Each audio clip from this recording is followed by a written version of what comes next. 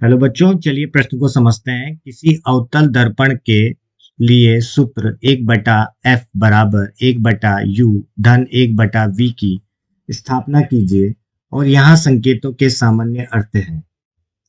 तो सबसे पहले हम यहाँ पर देखेंगे मुख्य अवधारणा। मुख्य अवधारणा मुख्य अवधारणा में हम बात करेंगे कि अवतल दर्पण की बात करते हैं। देखिए, अवतल दर्पण होता क्या है? जब प्रकाश की किरण, अवतल दर्पण क्या होता है कि जिसका आंतरिक भाग, जिस गोलीय दर्पण का आंतरिक भाग तो क्या होता है? परावर्तित होता है। बाह्य भाग क्या होता है? जिसमें परावर्तन नहीं होता है। तो अब यहाँ पर ये देखेंगे तो ये तो हो जाएगा हमारा पोल और ये हो जाएगा हमारा मुख्य अक्ष। ठीक है, ये हो जाएगा हमारा केंद्र और ये हो जाएगा फोकस। ठीक है, तो जब अगर हम मान लेते हैं कि हमारा वस्तु अगर यहाँ रखी गई है, तो वस्तु यहाँ पर रख दी गई है, तो वस्तु के समांतर ये रेखा चली गई जिससे ये अपवर्तित होकर यहाँ आ गई और इससे ये निकल गई। तो यहाँ पर इसकी क्या बन गया? प्रतिबिंब बन गया। ठीक है, ये क्या बन चुका है? यहाँ पर प्रतिबिंब बन गया। तो अब यहाँ पर अगर हम देखें तो ये क्या है? वस्तु है। वस्तु की दूरी ध्रुव से v और प्रतिबिंब की दूरी ध्रुव से v कहलाती है। ठीक है, वो क्या कहलाती है? v कहलाती है। तथा फोकस से ध्रुव की दूरी f कहलाती है। और इन सब में जो संबंध होता है उसे कहते हैं हम दर्पण सूत्र।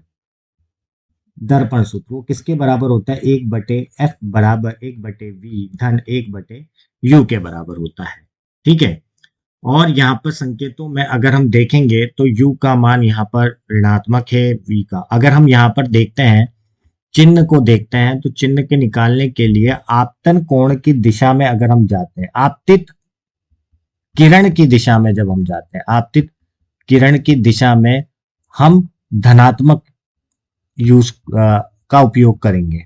ठीक है, और अगर हम उसके विपरीत जाते हैं तो हमें ऋणात्मक का उपयोग करना पड़ेगा। ये जब हमारे काम में आएंगे जब हम इस सूत्र को निकालेंगे। ठीक है, तो चलिए इन्हीं अवधारणा को उपयोग में लेकर हम प्रश्न को हल करते हैं। तो सबसे पहले हम बात करते हैं यहाँ पर अवतल दर्पण की। अवतल दर्पण की, अवतल दर्पण से अब हम एक आरेख बनाते हैं। ठीक है, अवतल दर्पण जिसका आंतरिक भाग क्या होता है? जिसका आंतरिक सतह तो क्या होती है? परावर्तित होती है। ठीक है, अब इसके अगर इसको पूरा बनाते तो ये C बन जाता, ये F बन जाता और ये क्या बन जाता? P बन जाता। और ये हमारा क्या हो गया है? मुख्य अक्ष हो गया है। ठीक है, अब यहाँ पर हम किसी वस्तु को रख रहे हैं। जैसे मान लीजिए कि यहाँ पर हमारे कोई वस्तु रखी गई है, ये वस्तु है। इस वस्तु, ये हो गया समांतर, तो यहाँ से ये कहाँ से निकलेगी? फोकस से निकलेगी। अगर कोई भी वस्तु से अगर आपतित किरण मुख्य अक्ष के समांतर आती है तो वो अपवर्तित होकर फोकस से गुजरती है। और दूसरी हम किरण ले रहे हैं जो कि ध्रुव से जा रही है, तो ध्रुव से जितने कोण पर जाती है उतने कोण पर वापस लौट जाती है। तो इनका जो प्रतिबिंब है, इसका जो प्रतिबिंब है वो लगभग हमारा C और F के मध्य में बन रहा है। ये यहाँ पर कहीं पर इसका प्रतिबिंब बन रहा है। ठीक है, तो अब हमें पता है ये क्या है? हमारी वस्तु है और ये हमारा क्या है? प्रतिबिंब है। ठीक है, तो वस्तु की जो दूरी होती है वो u से प्रदर्शित करता है, प्रतिबिंब की दूरी जो ध्रुव से होती है उसे v से, और फोकस की जो दूरी होती है उसे f से प्रदर्शित करता है। ठीक है, अब इनके नाम भी दे देते हैं हम।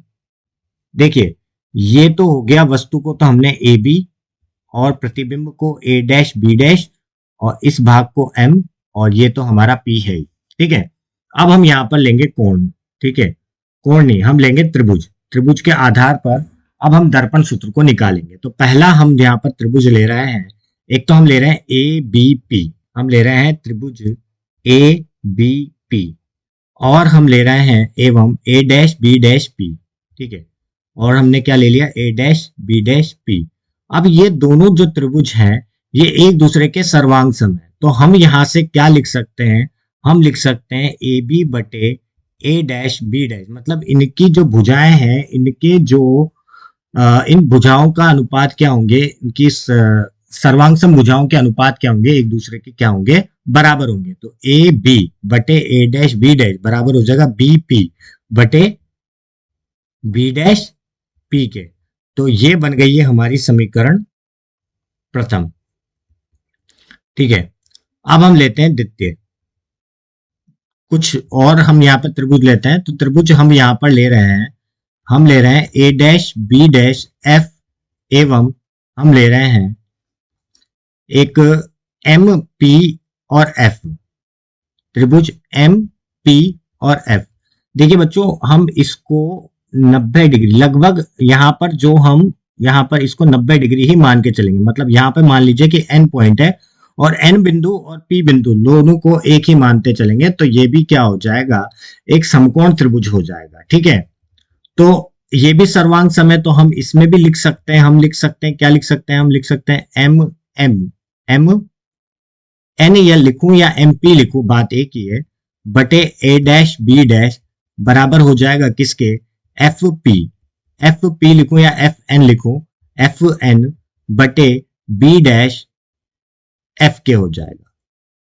ठीक है बच्चों, तो ये बन गई है हमारी। अभी देखिए इसमें हम, अगर मैं एम एन की बात करूं तो एम एन लगभग बराबर है ए बी के। तो हम इस समीकरण में क्या लिख सकते हैं, ए बी बटे ए डैश बी डैश बराबर हो जाएगा एफ एन बटे बी डैश एफ के। तो ये क्या होगी, समीकरण द्वितीय हो गई। अगर आप समीकरण प्रथम और द्वितीय को देखोगे तो दोनों के यहाँ पर समीकरण प्रथम और द्वितीय से हम क्या लिख सकते हैं, हम लिख सकते हैं B P B dash P बराबर लिख सकते हैं हम एफ एन बटे बी डैश एफ के। अगर आप देखोगे तो बी डैश एफ को मैं क्या लिख सकता हूं, बी डैश पी ऋण एफ पी भी लिख सकता हूं, क्योंकि मुझे बी डैश एफ पता नहीं है। तो मैं क्या लिख सकता हूं, यहां से मैं लिख सकता हूं बी डैश पी ऋण F P.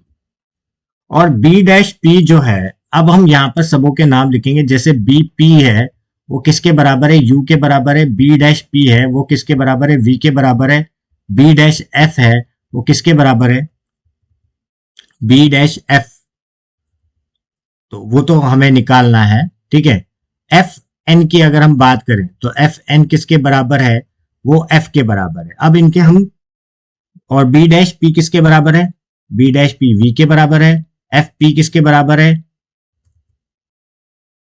F P F के बराबर है। ठीक है, अब इनके हम साइन देख लेते हैं, हम इनके चिन्हों की बात करते हैं। ठीक है बच्चों, अगर मैं चिन्हों की बात करूं तो अगर कोई भी प्रकाश की किरण के, अगर हम प्रकाश की किरण के, अगर हम कोई भी दूरी देख रहे हैं और हम प्रकाश की किरण, आपतित प्रकाश की किरण की तरफ जा रहे हैं, तो हम उसे धनात्मक लेंगे, और उसके विपरीत जा रहे हैं तो हम ऋणात्मक लेंगे।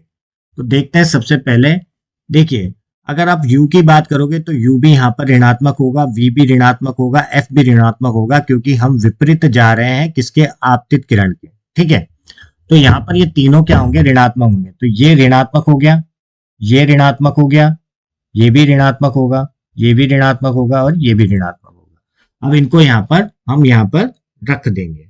तो देखिए बच्चों, अब बीपी हमने क्या निकाला, ऋणात्मक q निकाला, v हो गया, एफ एन क्या निकाला, ऋणात्मक f निकाला, ये v और ये धन f हो जाएगा। ऋण ऋण क्या हो जाएगा, धन हो जाएगा। ठीक है, ये कट गया, तो यहां से u v धन u f बराबर क्या आ जाएगा, माइनस वी एफ। अब v u f से दोनों तरफ भाग देने पर, दोनों तरफ भाग देने पर, तो अगर हम भाग देंगे तो यहां पर क्या आ जाएगा, ऋणात्मक 1 बटे एफ आ जाएगा, यहां पर क्या आ जाएगा, 1 बटे वी आ जाएगा, यहां पर क्या आ जाएगा, 1 बटे यू आ जाएगा। और अगर इसको हम देखेंगे तो क्या लिख सकते हैं हम इसको, 1 बटा एफ बराबर 1 बटा वी धन 1 बटा यू लिख सकते हैं। ठीक है, और यहां पर अगर हम बात करें तो एफ क्या है, यहां पर फोकस दूरी है। फोकस दूरी क्या होती है, फोकस की फोकस की ध्रुव से दूरी। ठीक है, वी यू यहां पर क्या है, वस्तु की ध्रुव से दूरी। वी यहां पर क्या है, प्रतिबिंब की ध्रुव से दूरी, ध्रुव से दूरी। तो ये हमारे प्रश्न का उपयुक्त उत्तर होगा। तो मैं आशा करता हूं आपको समझ आया होगा। धन्यवाद।